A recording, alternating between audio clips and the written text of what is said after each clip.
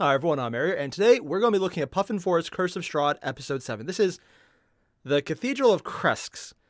I'm probably butchering the name because it's me, so yeah, K-R-E-Z-K. I'm just going to say whatever I had was right and ignore the fact that I'm definitely wrong on that one. But I don't entirely know what we're getting into, but this is Puffin Forest, so normally that would mean it's going to be really funny, and while it still might have humor... For anyone who hasn't seen the previous reviews I've done of his Curse of Strahd videos, just ask yourself this. How are you with horror? Because if you're like me and it's batshit terrifying and you're an absolute coward and just the implication of some of the shit they've done is a bit much. Like the freaking muffins. If you are wondering what I'm doing and you think, hey, that doesn't sound too scary. Yeah. For everyone who understands what I'm talking about, it's been multiple episodes, and that is still fucked up. I mean, we've had mass murder, zombies, vampires. Actually, no, I don't think we had a zombie yet. But vampires, werewolves... I'll name it sorts of horrible shit, and the muffins were still some of the worst. So we're just going to jump right in and see what kind of fun the Puffin has in store for us today. For us, yeah. Well, I cannot speak. What a surprise. Am I psyching myself up for this one? Yes. Yes, I am. Because if I don't, I will realize, wait, I'm a coward. I shouldn't be doing this. But I'm going to because, honestly, I love Puffin's storytelling. He's really good at it, and he does introduce a lot of humor that makes it a lot more lively, getting over the fact that, oh, everything is horrible in all the worst ways, and every time I think I've got a grasp of it, it gets worse. Note the muffins. So we're just going to drop right in and watch me have a mental breakdown again. You know, normal. If you haven't, there's a link below to the original video. And if you enjoy my suffering, don't forget to leave a like and subscribe to the channel as well. At the time I'm recording this, we're nearly at 50,000 subscribers, and I might be freaking out a bit because that's really great. So great that I'm going to distract myself from all the good feelings by watching something that will terrify me because I am a little bitch. I have really weird priorities. I realize that. Let's get started. Our Curse of Strahd D&D story starts off as the party is heading to the city of Krezk. Previously, we discovered that Strahd is after his reincarnated lover, Tatiana, who keeps dying and Those being look reborn like bite marks. over and over again, tormenting him. Strahd's currently after the newest incarnation of Tatiana, Airier, who we're trying to keep out of his hands. We spoke to the fortune teller, Madame Ava, who gave us a prophecy about how we are to save this land. She said we'd find someone at an abbey who might be able to help us out. The last church I went to, Strahd murdered everyone inside, so I hope that this abbey won't suffer from the same fate. Calling it now, he kills them all. In the previous session, we discovered that Esmeralda is a vampire hunter, trained under the famed Van Richten, who also murdered her parents. Strahd, she joined up with the party. Yeah. As we're traveling, I ask a question that's been bothering me. Arena, hey, what's up? I have a question. Something that I really should have asked earlier. Arena replied, what's up? Strahd's actually bitten you before, right? What? Yes. She shows the bite marks on her neck. Okay, so yeah, no, those are bite marks. Does that mean you're going to, you know, turn into a vampire? Ooh, what phrase are they using? I scoot a little bit away from her. No, said Esmeralda, our resident vampire expert. She doesn't turn from a bite. It's only if someone dies from a bite wound. They're buried, and then the next day, they rise out of the dirt. And that... Oh, they're going with the traditional version. Let me go back a second. Now, there's a lot of traditional vampire lore. The oldest ones were if you saw a dead body that had the hair growth, it was a vampire because people with beards would shave it for the funeral. And then as the skin contracted due to the moisture evaporating or just, dehydrating itself, it would look like the hair is growing out because the skin is pulling against it. So people would unbury dead bodies and they would see, oh my God, it's growing hair. It's still alive. It's a vampire. Stake its heart. That's where the myth started. But then that also led to the more traditional variation of, you have to die by, be buried, come back. And then, of course, it changed in pop culture with the Dracula myth being kind of sexy. because that was a thing. Old movies. And nowadays we have glittery vampires. No. No. So I'm glad they're going with this really old version where it's not instantly everything's infectious, because it would also destroy their food supply, but we're going to ignore that part. That's when they are a vampire. Ah, so someone has to die from a vampire's bite. What if you die while being bitten? Exactly. So it's actually pretty difficult to get turned. You first have to go down, be on the ground, bleeding out, take one death fail, and then a vampire has to bite you. It's not like the werewolf's bites where just getting bit once can turn you. So vampirism would make it weird that there's less to get werewolves. Is impossible to cure from because you're basically bringing someone back from the dead. I was considering why we didn't just cast Remove Curse on Strahd, but that's not going to work. I mean, for him it might because it is a curse, but we followed the road through the Gothic, for everyone else, haunting landscape to Krezk. I mean, the undead thing was sticks around, but the vampire, who knows? It two originally ravens was a fly curse. nearby and land. Your bird, Gouda, Muriel, pops out from your shoulder. Gouda was confused. Wait, Muriel's been with us the whole time? Who the hell is Muriel? I ask. It's a raven we picked up earlier. Oh yeah, I think I remember the right, raven right. that they've talked about, but I never actually remember seeing. So you're telling me this whole time when we were at Strahd's, Falaki, Ku, talking to Victor, that raven's just been sitting there on your shoulder the whole time? The DM informed Very stealthy us, raven. Yep, it didn't leave. I've been reminding you guys on occasion. Other ravens are nearby. Because Gouda's a gnome, she can hear what the birds are saying. Muriel looks to them and says, Tower, Krezk, wine. The ravens call back, Krezk, wine. and take off, leaving. Hold up! Has it been spying on them the entire time? Up! Not only have we had a raven on our shoulder the entire time, but the raven has been telling other ravens where we've been going? The DM says, I brought it up multiple times. Hey, you guys have a raven with you. It hasn't left. I'm sorry, but I love the fact Puffin is throwing himself under the bus here by pointing out the DM to their face is telling them, hey, I've been telling you the raven's here. The reason they know everything is happening to you, it's still there. That raven on the shoulder, I've been telling you about. You're not just ignoring me. I'm going to let you walk into the shit that happens because you are literally ignoring me. I'm letting it happen. Just going to happen. And hey, just remember, there's a raven on your shoulder. Yeah, yep. I'm sorry. Just the sheer amount of Schadenfreude that the DM has to be feeling right now is delicious, and I love this. Because every step of the way, they're just ignoring him for multiple sessions, and he's even throwing himself under the bus, specifically Puffin is, by calling out the fact that the DM has been telling him. Now, he could, in this video, completely skip over the fact that the DM was doing this. And honestly, I would do that myself because I would completely forget about that and then it would screw me over. It's like, wow, that is such a surprise that came out of nowhere. That's also why I'm an asshole, though. I just love that Puffin's calling himself out for something so easily preventable. It's so easy to get around. He just didn't. Gouda clutches the bird to her chest closely. She's fine. She pets the bird. She's so cute. Also, I just realized something. This whole time, we were wondering, how did Strahd keep managing to track us down over and over again? Not very How did he stealthy. figure out where we were at the tower? How did Rahadin know where we were? Didn't they say at Castle Ravenloft that Strahd can control rats, wolves, the ravens? Like, I think they had said he had domain over all the beasts and birds or some shit like that. Yep. Last I checked, a raven was a bird. Why have we had this thing with us the entire time? Not very bright. Valenta had said she was supposed to get control Oh god, of looks the like such a ravens, dumb bird. but didn't. I realized, yeah, which means that Strahd hadn't given her control yet. Gouda seemed offended. No. She's not working with Strahd. She looked Not to her working bird. with more control by. Muriel, what did you talk to those birds about? Her raven looks at her and just goes, Caw. oh, now she's not the talkative type, are we? That's even more suspicious. Gouda's like, We're still keeping Muriel. Yeah, we're getting as a rid trophy. of that A dead one. fucking bird. You I don't love how know pissed she's off he looks in the image, bad. too. Okay, let me just keep this simple for you. Let's say, hypothetically, worst case, we just killed some random bird. Even more worst case, that bird works for Strahd, and we're all murdered in our sleep. I don't want to let her go. It's To be fair, dangerous Strahd's probably out going there. easy on them because he knows Boshak what's going said, on. She can fly. She'll be fine. The bird hopped off her shoulder and held out her wing at an odd angle.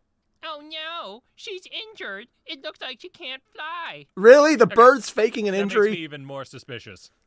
Gouda snatched up... Well, obviously, we know the bird has the name wrong. It's not Muriel. It's Peyton Manning. Her bird, clutching it close to her chest. Boshak was like, I'm going to cast I probably just pissed off so many people. What's in there?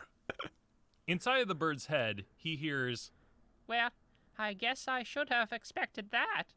I always kind of knew it was going to come to this. Really? The bird looked to Boshak. Do you mind if I use your cloak? The bird leapt out of her hands and transformed into a person, wrapping the cloak around them. Who are you? The woman in front of us said, I'm a friend. I'm with Davian Mardukov. Who? Gouda remembered. Oh, him. I was confused. I'm sorry, who? You weren't there for that session. Oh, he missed a session. They got attacked by twin blights. We saved them. What's a twin blight? Muriel said, Davian could tell you guys were very capable, and you're trying to help us. We want to help you too. So the other ravens So this is are on your condensed side. even further, What did you tell them? Muriel responded, Krezk isn't going to let us in. They're closed to outsiders. If we're going to get in, we're going to... Wait. So this was a transformed person acting as a bird. But then on top of that, the bird was still passing information to Strahd through the Raven network.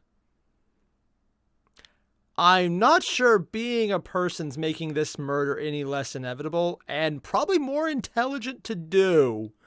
Wow, I got dark with that one fast. have to bribe Probably them. the angry puffin I asked face. the ravens to talk to Davian to get some wine. Krezk remembered. Yes, I remember. Davian was in the prophecy. It told us of an old man who had a little bit of a fight left in them. I don't know if That's not much of a prophecy. capable. That's almost I said, insulting. We've been failing left and right. Yes. Muriel objected. Well, you're doing a lot more than others. More than anyone else who's been here in a long time. Doing more. It's been awfully big Maybe around not here succeeding without as you much. guys. Actually, By no, the they're way, succeeding are just all as the much as everyone Ravens else. They're just people? failing more often. It's a bit of a family secret. Let me rephrase that. Can we trust the ravens? No. Yes, they're all working with the Mardukov family. I guess we could use the ally. God knows we don't have enough of those. Muriel joins Calling up it with now, the they have party, to kill those people or turning the back people into kill a them. bird. As we travel, continuing on the road, we eventually cross a set of dead bodies. It seemed Probably like it not was that a surprising in traveling this place. caravan that was attacked. We examine the bodies. Some are guards, some are civilians. Esmeralda examines their weapons. They're coated with silver. Oh. The bodies all have claw marks in them. Well, and we know some who have their throats ripped they were out. ready to fight. It's not hard to tell that they were the victims of a werewolf attack. Yep. We also noticed drag marks next to the road. It seemed like a few were dragged And away these are into probably the woods. ones that were working for Seems like they Strahd, might be unless their kidnapping werewolf people. friend But why, though? didn't die. Maybe they're trying to get new members? Maybe they want food, or maybe they need leverage? Krezk asked, Should we chase down the kidnapped civilians? You should probably check what they were trying to move around. It's getting late. We really need to be heading into the city. Hopefully tomorrow we'll still have time. As much as I want to, it's too big of a risk right now. The entire party was horribly injured. The fight with Rahadin had soaked up most everyone's spells, hit points, hit dice, and other resources. We were running close to empty. We heard from Emil that the werewolf lair was somewhere nearby, and we knew that if we went chasing down the werewolves back They to die their horribly. home, we'd probably just end And up come getting back even ourselves more killed. monstrous. For better or for worse, we had to hope that the werewolves didn't kill the people that they had captured and chase them down when we had rested. We continued the journey to Krezk and finally arrive at their gates.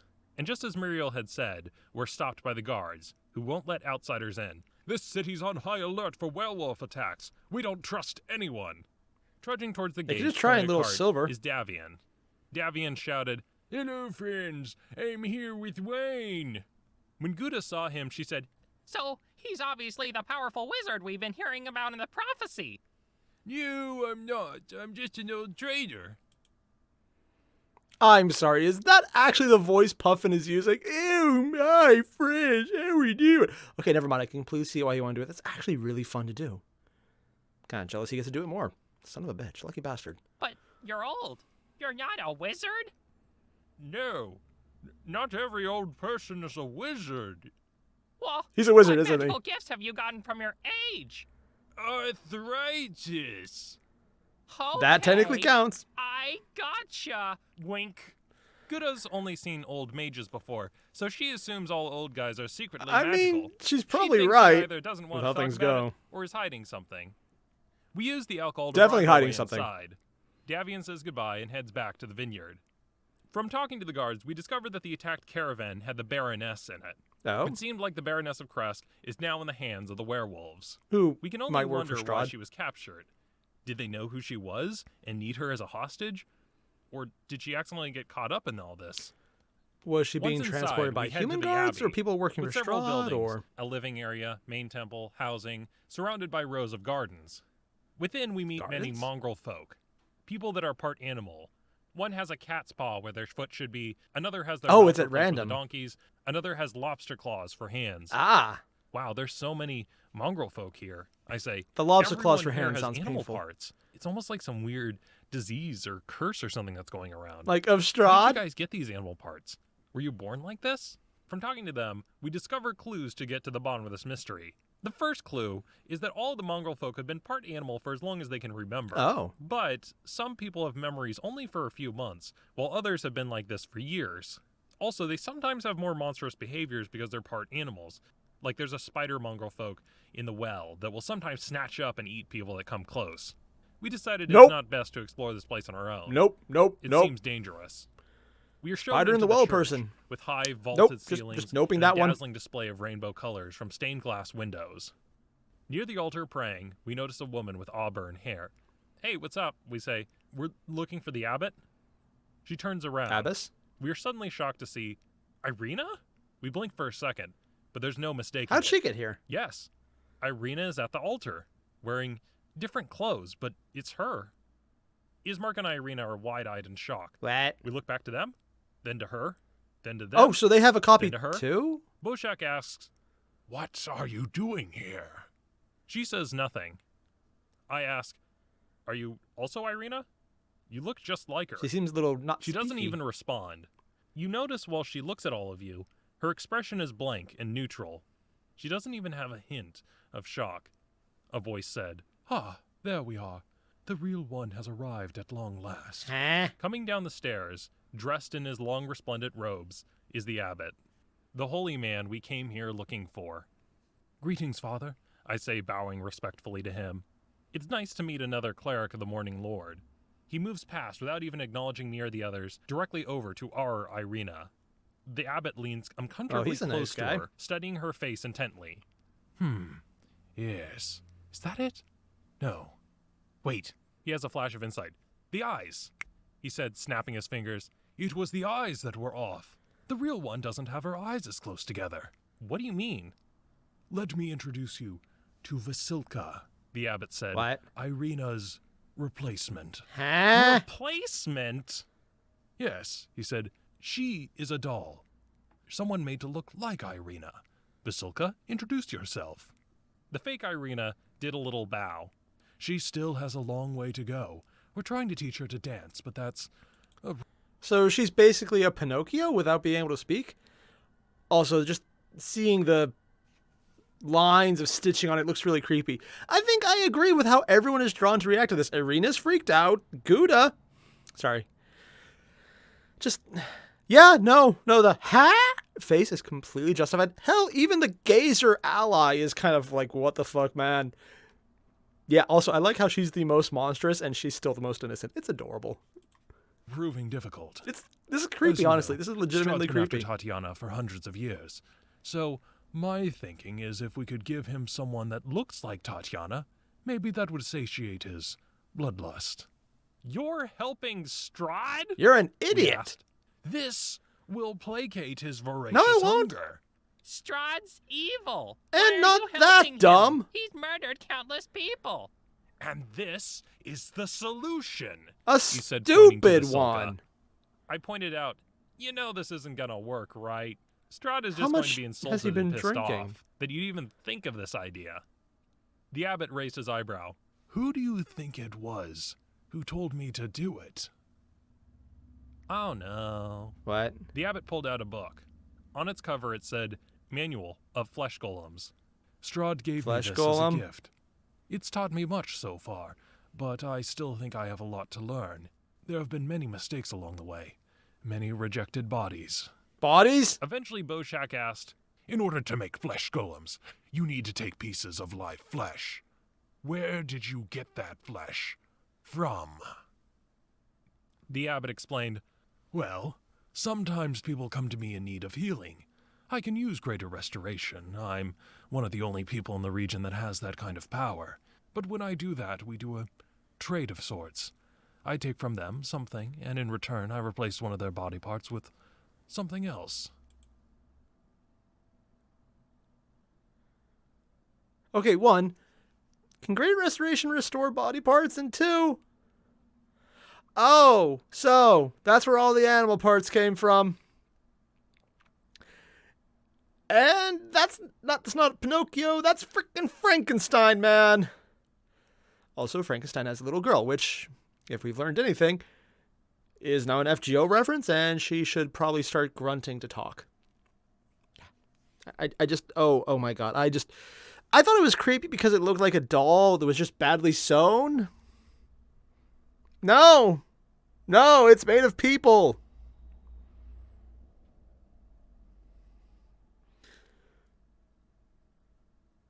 The brain had to come from someone. Also, great restoration apparently doesn't just. This is really fucked up. I piece it together. So, all those mongrel folk out there, they're all people you've healed and swapped out their body parts with an animal. Yes, he said, and then afterwards they lose their memory. It helps to make sure they don't complain or find out what I'm doing, and they find a home here. Excuse me, I'm going to need a moment. My cleric backs away. He leans up against the wall, trying to hide his disgust. Just going to give him a second, because I need a second, and I just want to say right now, whoever, because this is an official non-homebrew campaign that D&D endorses, whoever on their staff or whoever created this, what the fuck, man? Like, legitimately, this is...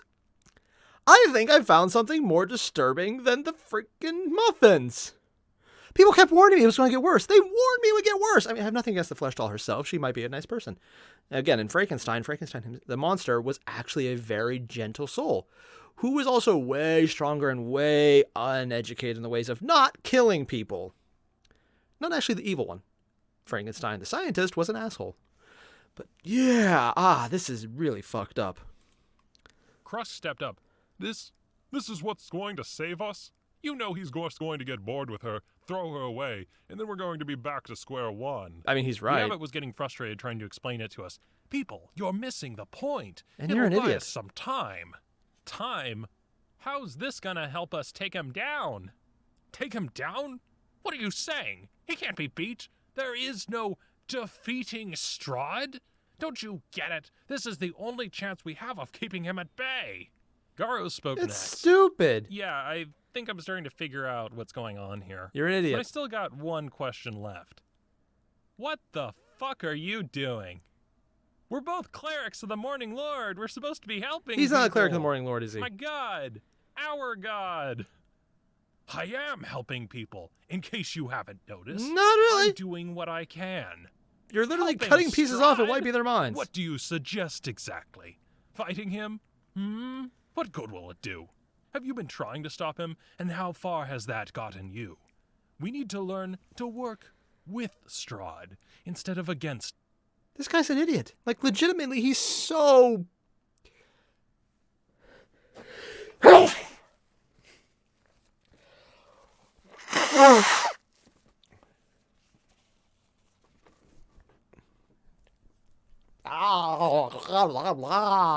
Okay, future me, if you don't notice that when you're trying to edit this, what the fuck, man? Oh, God. But seriously, though, man, this is... How deluded is this man? Literally, it's stupid. I mean, yeah, Strahd gave you the book. He's probably just doing this as a laugh at this point. I even get it. Oh, yes, what if I give the holy priest a book about flesh golems and say, I won't eat you. Or eat them if you please me. It's like, no, you won't, because 1, it's not Arena. 2, it is multiple other people who kind of look like her, but... How fucked in the head is this guy that he thinks this is a good idea? This is literally dementia incarnate on the freaking priest's part. I'm sorry, I keep getting freaked out by it every time they talk about it. Can we move on to the murder piece? I know that's going to eventually happen here. There's no way this doesn't end as a fight. The people around you will suffer because of it. Because in the end, it will not be you who pays the price, but everyone else. And when you fail, obviously, everyone else will still pay. Remember the prophecy. Boshak whispers to me, "You will find a woman who is more than the sum of her parts." He points to Vasilka. "And the weapon you need is behind a sun in the house of a saint." Boshak points over to the front of the altar, where there's a massive sun insignia, emblem of the Morning Lord. Oh yeah, so she's more than some of her parts. So she's actually a pretty cool character. The Abbot is distracted. The guy making her, ain't? Pop up the crest. Behind it, just as Madame Ava predicted, there's a hidden alcove with several items in it. I take a second to glance around, make sure I'm not being watched, and sneakily swipe the contents into my bag without looking before steal everything from that guy. In fact, I would recommend knocking him out. The Abbot welcomed us. "Anyway, your group is welcome to stay here. There are beds upstairs. By the way, could I take some time to study Airier? No. That way we can get our duplicate as close to the original as possible." Don't take her eyes. You know, it's pretty late, I say. It's about 10 o'clock at night. We're all tired. I took about 3 fireballs to the face earlier. You know how it is. We'll discuss this more in the morning. The Abbot nodded knowingly. "Of course. We'll discuss this more tomorrow." Upstairs, we find a secluded set of beds. We finally get a private moment amongst ourselves to talk. What are we gonna do? Kill him! We really need to rest. And take Vasilka. She might be nice, but kill him! Maybe we could sleep here for the night? Ismark put his foot down. "We can't stay here. The Abbot's not on our side." As we're up there, we notice several beds with cloth covering them. The beds are lumpy, like there's something underneath them. We pull some of the blankets up, dead bodies, revealing multiple bodies. The corpses have stitched together pieces. These are obviously some of the Abbot's early practice and failed works. Boshak agreed. "Yeah, if Strahd knows where we are, we could get tracked down too easily." Thinking about it, we don't technically need to talk to the Abbot anymore. I guess all we really came for is this. I pull the item out of my bag. What I now have in my hand is a holy symbol of the Morning Lord. The thing is gorgeous and seems very expensive. It's not often that you see something made entirely of platinum with a ruby set in the center. Is this supposed to be? I thought he was going to say gold, and yeah, that would be expensive. But for a reference of how expensive platinum is, the reason platinum is expensive isn't based on gold, which is just an arbitrary standard of value based on the fact that it makes rings that look pretty and tradition. No, platinum is actually used in microchips and computers. It's a very useful element that does a lot with current technology. So it's incredibly valuable because of utility. It's used on minuscule levels in it. As in, if you got multiple computers, you get enough to get maybe a gram if you're lucky. It's very small amounts. When I say a gram, I'm overestimating by a lot because I don't actually remember the names of anything smaller. Yeah, I sucked at anything like that. My own personal failure. For any size construction of solid platinum, I'll be honest, I don't even know how expensive that is. But actually, you know what? Screw it. I'm looking that up right now because this is going to bug me if I don't. All right, let's see. Platinum. Gram of platinum. Why does it say platypus? Okay, 1 ounce is...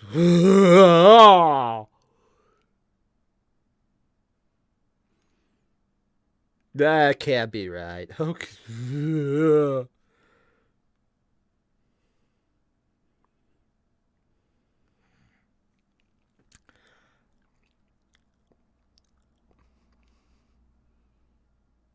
Okay, so I mentioned a gram.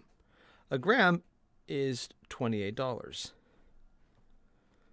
That's not bad. Now, okay, that's actually not as bad as I thought. Still, though, whoo, boy. Let's see. How big is a statue? I don't know, but still, that's impressive, man. Honestly, I really swore platinum was more expensive. Maybe I'm looking wrong. What's a troy ounce compared to an ounce? I don't actually know. Maybe I'm doing it wrong. Whatever. Be the weapon we're searching for? I give it a few swings. We cast Identify on it. The DM informs us, you can tell this thing has an aura of magical energy off of it. The item you're holding is a powerful magical relic. This is the holy symbol of Ravenkind. It holds magical charges that replenish at dawn, and you can use them to cast multiple spells from it. You can use an action to have it give off sunlight. Not regular light, sunlight. The kind vampires are weak to. You can use another action to cast a more powerful Turn Undead, with disadvantage on all saving throws against it. You can use another action to cast Hold Vampire, which paralyzes all vampires within 30 feet. Oh, that's bullshit. This is really, really good. So you can paralyze him and then use sunlight on him. Right now. As we're chatting, the abbot comes over.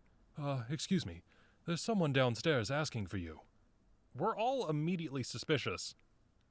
We Is it don't have any Rahadin? Friends with us. And the ones we do don't know we're here. We didn't tell anyone else we're coming to Krezk. The abbot was confused. His name's Vasily. He called you guys specifically by name. How the fuck did Vasily know we were here? We said, we didn't even know we were going to Krezk. And how'd he get here that fast? We go downstairs. Vasily greeted us. Hello. How'd you know we were here? We said. Oh, Fiona sent me. Oh, of course it'd be fucking Fiona. I said, she probably has her own spies or invisible imp or something. Vasily asked, she wanted me to ask about Stella. She needs someone who can cast Greater Restoration. I replied, yeah, you can tell her we found a guy. If you can get her out here, he can fix it. For a price. She might not be happy with it. I mean, Boshak was still at least her mind wouldn't be the cat part. Did you find us? Vasily was waving his hands. Oh, people talk. Boshak growled, I need answers. Look, what does it matter, man? Boshak's right, we need to know. I said, we need to know where you're getting your info from. Otherwise, we just flat don't trust you. We keep getting tracked down, and we need to know how you knew, because we almost died several times. I mean, to be fair, some of those are your own fault. Look, I know you guys are suspicious of me. I'm sorry about the cursed items, okay? I didn't know at the time.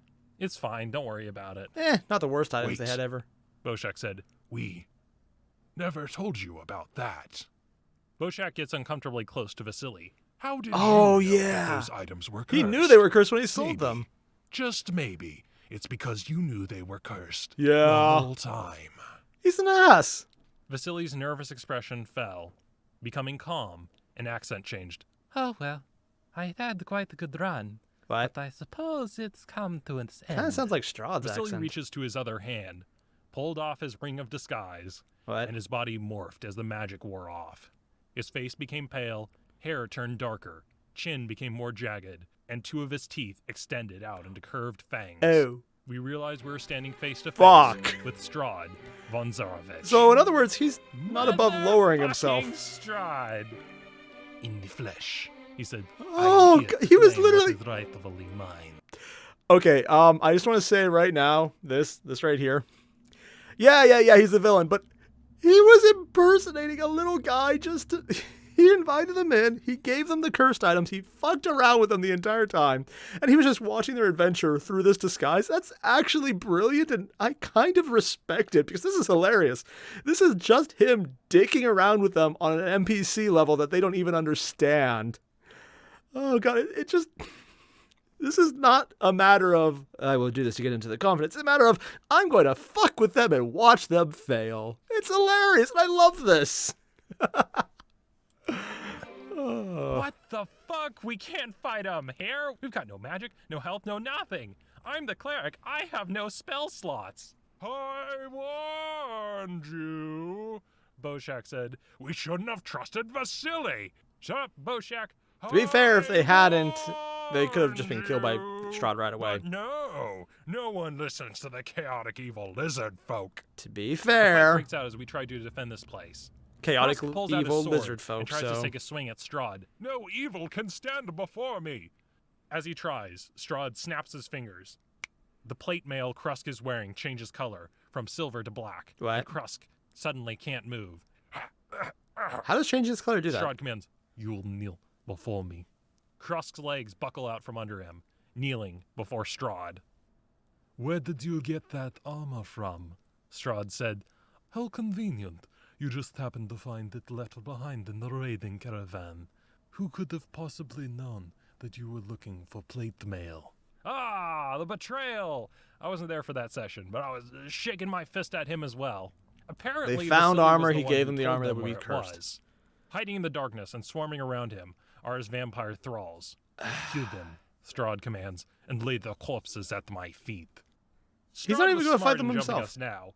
Many of our characters were out of magic and hit points. We realized pretty early on, we can't win this fight. We're down one player because Krezk is fighting with his own cursed armor. Boshak telepathically tells the other two, Irina, Ismark, get out of here. Strahd is coming for you. You have to escape. Oh, he has telepathy. Upstairs, we hear the sound of footsteps as the two flee. We have a slugfest fight downstairs. That fight goes south so quickly as we go back and forth. As Strahd downs one player, we revive them, then they get brought down again. I keep casting spells from the amulet, but they keep making their saves. Hold vampire. Nope. Turn undead. Nope. Hold vampire. Nope. Krezk is spending the fight. Yeah, honestly, that seems like a bad usage there. Also, by the way, everyone here each round gets 1 point of inspiration. Right. What? Why? Esmeralda is your destined ally, the famed vampire hunter. So each round you get inspiration when you're fighting Strahd. Sweet, we need it. What's inspiration doing? Isn't going well. We look to the Abbot. We could really use your help. Oh, he's not going to help you. You know that. Now, the Abbot looks to Strahd, gesturing with his staff. Strahd just shakes his head and shoos him away. The Abbot nods and backs away into the corner, patiently watching the fight from a distance. You goddamn coward! You! I mean, yeah, accurate. Also, the Abbot was willing to fight if Strahd was okay with it. I also love the fact that Strahd's completely just playing around with him right now. And you can tell because he's literally just saying, don't even bother helping. The Abbot's just walking to the side. He's literally just having a fun time trying to murderize them. And this is just... I love that you're getting across right now that he's just playing with them.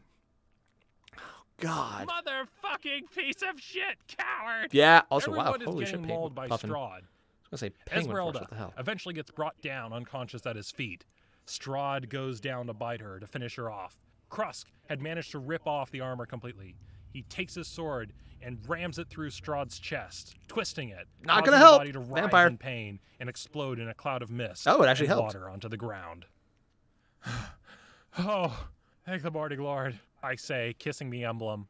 Thought we were goners there. Looks like we made it out okay. We did it, guys, Krezk said, holding his sword aloft. It was a tough fight, but we did it. I knew we could. Wasn't that the sword that was Boshak in his looked castle at and only be used by good Pretty people? sure we didn't kill him there. No. He has some kind of regeneration ability or something. I mean, he's a vampire. He came back from dead. The church is in ruins. At our feet are littered with the bodies of vampire thralls. Just go kill the Abbot while you're at it. Destroying rows of pews and blowing out the windows. We have to gingerly step over the ruins and across pieces of glass. We're barely hanging in there. I have a broken arm, blackened eye. Krezk had his face mauled several times. Good is barely conscious. Boshak has buckets of blood squirting out from his neck where he was bitten. It's a mess. Ow. Boshak is thinking to himself for a second. Wait, aren't vampires supposed to turn into a mist when they die? We don't even get a moment to rest. We hear from the outside laughter, followed by a clatter of horse steps. What? And arriving, in his full glory, riding atop his nightmare, is Strahd von Zarovich. Strahd said, That was a fake Strahd? I think I'd be foolish enough to have a fight with you out here? What, in a 1-on-4 fight to the death? In this abbey? We're all dumbstruck. What you fought over there was nothing more than a simulacrum. A magical duplicate, if you will. It wasn't even the... He just pulled a freaking Dr. Doom. The real thing is not as pathetic as that was. The DM informs us that he seems to be radiating with these magical wards. The actual Strahd is much more powerful than whatever it was that we just fought. If we couldn't take this fight before, we definitely 110%. Well, what happens if they have a party wipe? On his turn, Strahd crosses over to the downed Esmeralda, who has 2 death fails, and in one bite, murders her right in front of our eyes. Oh. No!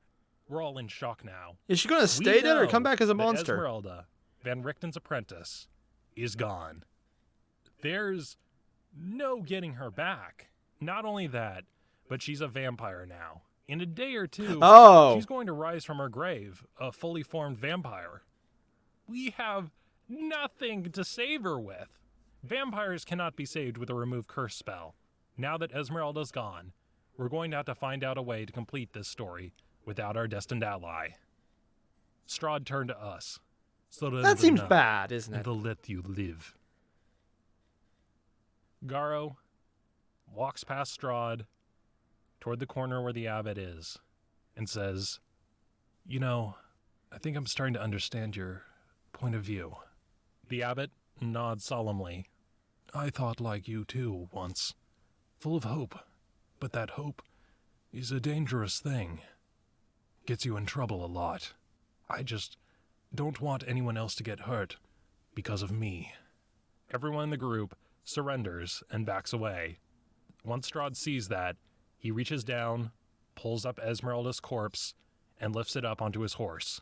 Strahd gallops out of the church and into the night, heading back toward the castle Ravenloft, leaving us to ourselves in the ruined church.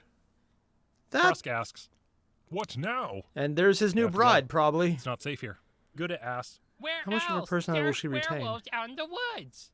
I get it, okay? The woods aren't safe. The town's not safe. Everywhere's not safe. I say frustrated. That's probably accurate anywhere, though. Here wants us dead. But right now, if we want our best chance, we gotta go. And we gotta go right now. Is she still their destined ally if she comes back as a vampire? Throwing our cloaks on. The abbot says a prayer over us. "May the morning Lord watch over you and guide your path." I stop, shaking my head.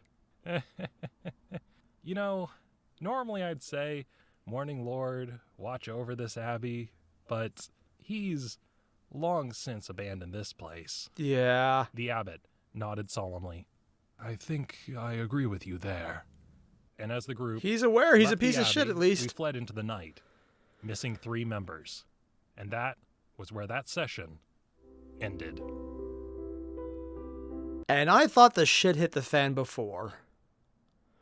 I mean, they lost their fated ally, they lost Irina, they didn't actually mention whatever happened to the flesh golem. And, like, yeah, the really fucked up priest who's honestly kind of understandably broken down and trying to do his best on a situation where he has literally no choice. The fact that Strahd's just fucking around with them, and apparently he has simulacrums disguised as people, so we have no idea how many random simulacrums he might have, because if he has one, he might have more. Don't know. It's a thing.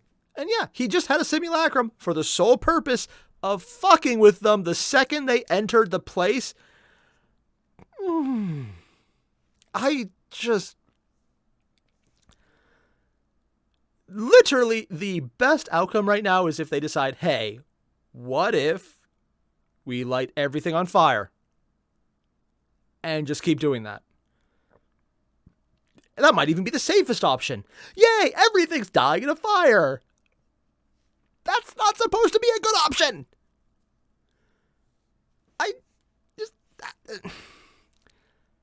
This is a very fucked up episode. I mean, really fucked up. I'm sorry, I'm so stuck on the flesh golem. And yes, she might be nice, and apparently she's one of their allies, maybe, because the prophecy mentioned her. And she might become more than the sum of her parts. So she might actually be a very interesting character. And I would love to see what happens. And who knows? With how they're going, they're probably going to forget about her, lose her, and all the interesting stuff won't happen. I don't know. But really, they are just... Puffin is playing an entire game right now based around the concept of we are going to fail so hard. Is it supposed to be that way? I don't know. But I'm getting the distinct impression this is entire formula or module of failure. One failure into the next. You don't get to have a power trip. You get to have that soul-crushing depression of powerlessness. It's well crafted to be done well, and that they haven't died, even though technically they have a few times, and just...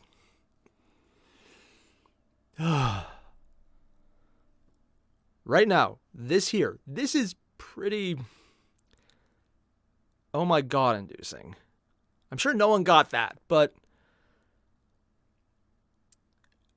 how much worse could it get? I mean, They've literally just got that point right now where they broke. They surrendered to the enemy. And it makes sense. They had no way to fight. And he's probably okay with them still fighting because he's just getting a kick out of it.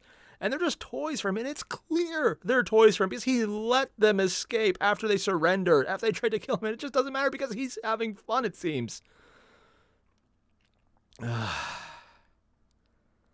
All of this is building up Strahd, as even if he's a whiny emo asshole who's kind of a pervy old man who just couldn't deal with that, he's completely redeemable. But he's brilliant in how he fucks with people. Like, their heads are massively fucked.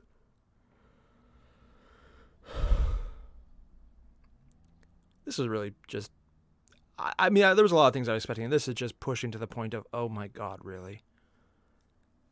Yeah, I'm actually worried that whatever comes next will be even more screwed up.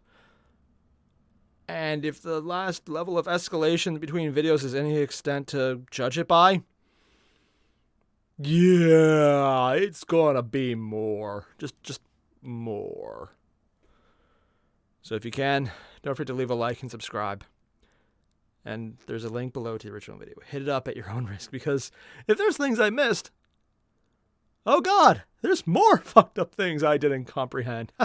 Oh god. And all the same, I'll see you guys in the next one. Adios.